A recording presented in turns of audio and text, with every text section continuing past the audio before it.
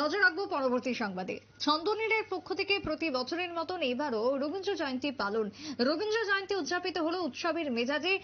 বসে আঁকো প্রতিযোগিতা থেকে শুরু করে সাংস্কৃতিক অনুষ্ঠান। রবীন্দ্র ভবন প্রাঙ্গণে কবি প্রণামের আয়োজন করা হয়, যেখানে বহু শিল্পীরা, প্রতিষ্ঠানের শিল্পীরা, শিশু শিল্পীরাও অংশগ্রহণ করেন এবং সেই জায়গায় আয়োজিত ছোট বয়সের শিশুদের জন্য ছিল বসে আঁকো প্রতিযোগিতা।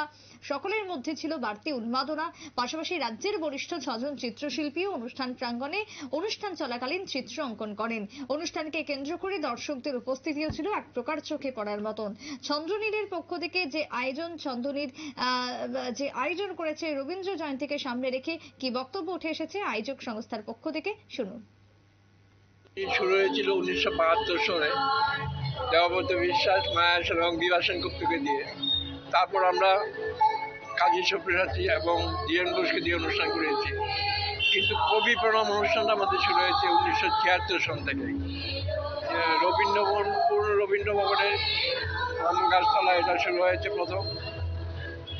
আমরা কয়েকজন শুরু করলেও পরের বছর থেকে এটা সার্বজনীন, মানে সবাই অনুষ্ঠান হয়ে গেছে। আগরতলা শহরের প্রতিটি সাংস্কৃতিক সংস্থা এর সঙ্গে ওতপ্রোত হয়ে জড়িত হয়ে পড়েছেন এবং সবারই সক্রিয় সহযোগিতায় ছন্দনীল এই অনুষ্ঠানটা এখনো করে যাচ্ছে। এই বছর আমরা 49 বছরে পড়লাম, আগের বছর 50-এর পদার্পণ করবে কবি প্রণাম অনুষ্ঠান। আশা করি সবাই সেইভাবে সাহায্য করবে।